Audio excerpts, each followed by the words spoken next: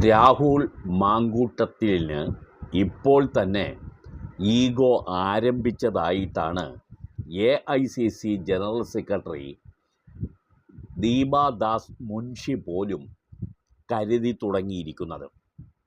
കാരണം പെട്ടെന്ന് തന്നെ നേതാവാവുകയും പെട്ടെന്ന് തന്നെ MLA ആവുകയും ചെയ്ത രാഹുലിന് അടുത്ത പദവിയും കിട്ടും എന്ന് ഒരു സ്വയം ബോധ്യപ്പെടൽ ഉണ്ടായിക്കഴിഞ്ഞിരിക്കുന്നു എന്ന് തോന്നുന്നു.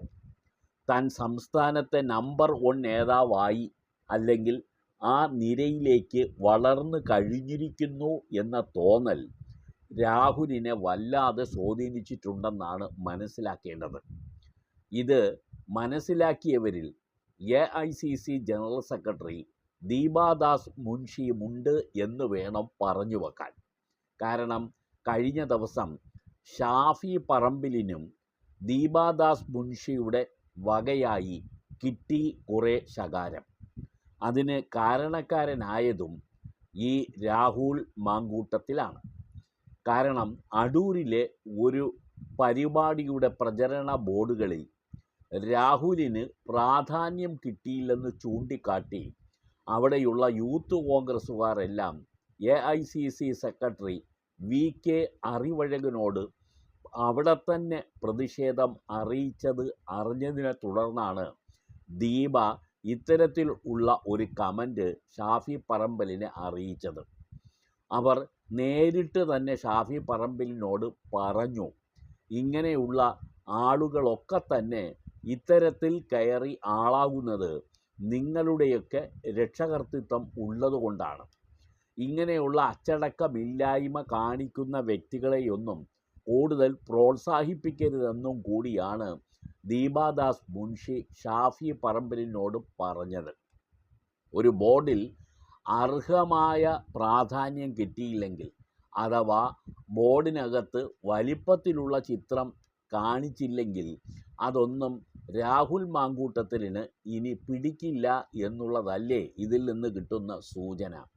അല്ലെങ്കിൽ ഇത്ര വേഗം വളർന്നു കഴിഞ്ഞ യൂത്ത് കോൺഗ്രസ് പ്രസിഡൻ്റായി, ഇപ്പോൾ MLAയുമായി, ഇനി അടുത്ത് ഒരു പക്ഷേ UDF വന്നാൽ മന്ത്രിസ്ഥാനത്തേക്കും പരിഗണിക്കപ്പെട്ടേക്കാം എന്ന തോന്നൽ ഉണ്ടായ ഒരു വ്യക്തികളിൽ ഒരാളാണെന്ന് തോന്നുന്നു രാഹുൽ മാങ്കൂട്ടത്തിൽ. ഇല്ലെങ്കിൽ ഇദ്ദേഹം ഒരു ബോർഡിൽ തൻ്റെ പടം അർഹമായ രീതിയിൽ കൊടുത്തില്ല എന്ന പേരിൽ അണികളെ പറഞ്ഞു വിട്ട് അവിടെ ഉണ്ടായിരുന്ന AICC സെക്രട്ടറി VK അറിവഴകനോട് പരാതി പറയാനും പ്രതിഷേധിക്കാനും രാഹുൽ മാങ്കൂട്ടത്തിൽ അറിയാതെ ഈ പ്രവർത്തകരൊന്നും പോവില്ലെന്ന് നമുക്കെല്ലാം അറിയാം. അപ്പോൾ ഇങ്ങനെയുള്ള ചെറിയ കാര്യങ്ങളിൽ തന്നെ AICCയെ അറിയിക്കുന്ന ഒരു തരം പ്രവൃത്തി AICC നേതൃത്വത്തിന് തന്നെ ദഹിക്കാതെ പോയി. അപ്പോൾ AICC നേതൃത്വത്തിന് അറിയാം രാഹുൽ മാങ്കൂട്ടത്തിലിനെ ഗോഡ് ഫാദറായി വന്നിട്ടുള്ളത് ഷാഫി പറമ്പിലാണെന്ന്. എത്രയൊക്കെ ആയാലും ഈ രാഹുൽ മാങ്കൂട്ടത്തിനെ തന്നെ അവിടെ സ്ഥാനാർത്ഥിയാക്കി നിർത്തിയതും ജയിപ്പിച്ചെടുത്തതും ഷാഫി പറമ്പിലിൻ്റെ മിടുക്കാണെന്ന് പൊതുവെ കരുതപ്പെടുന്നു.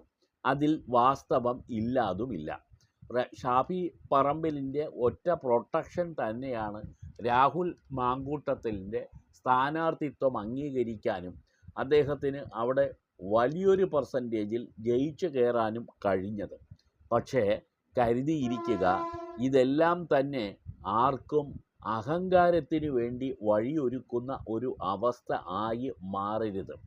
പെട്ടെന്നുള്ള വളർച്ചയിൽ ചിലർക്കൊക്കെ തന്നെ അത്തരം ഒരു തോന്നൽ വന്നു കയറാൻ സാധ്യതയുണ്ട്.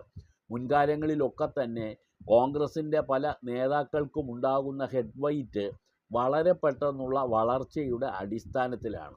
പിന്നെ അവരെയൊന്നും പിടിച്ചാൽ കിട്ടാത്ത നിലയിലേക്ക് ആയിരിക്കും അവരുടെ പെരുമാറ്റങ്ങൾ.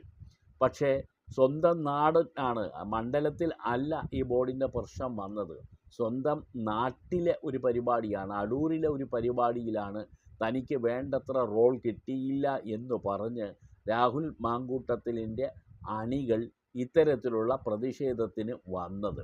രാഹുൽ മാങ്കൂട്ടത്തിന് അർഹമായ പ്രാതിനിധ്യം കൊടുക്കണം എന്ന് ഉള്ളതിൽ സംശയമൊന്നുമില്ല, കൊടുക്കണം. പക്ഷേ അങ്ങനെ കൊടുക്കാതിരുന്നാൽ ഒരു ബോർഡിൽ കൃത്യമായ സ്ഥലത്ത് തൻ്റെ ചിത്രം വന്നില്ല എങ്കിൽ അതിൻ്റെ പേരിൽ നിരാശനാകാനും പ്രവർത്തകരെയൊക്കെ അതിൻ്റെ പേരിൽ ഇളക്കി വിട്ട് AICCയുടെ മുമ്പിൽ തന്നെ പ്രതിഷേധം നടത്തിക്കാനും ഒക്കെ തുനിയുന്നത് ക്ഷുബ്ധ അസംബന്ധമെന്നല്ലാതെ മറ്റെന്ത് പറയാനാണ്. ഇതിൻ്റെ പേരിൽ പഴി കേൾക്കേണ്ടി വന്നതും രാഹുൽ മാങ്കൂട്ടത്തിലിൻ്റെ ഗോഡ് ഫാദറായ ഷാഫി പറമ്പിലിന് തന്നെയാണ് താനും.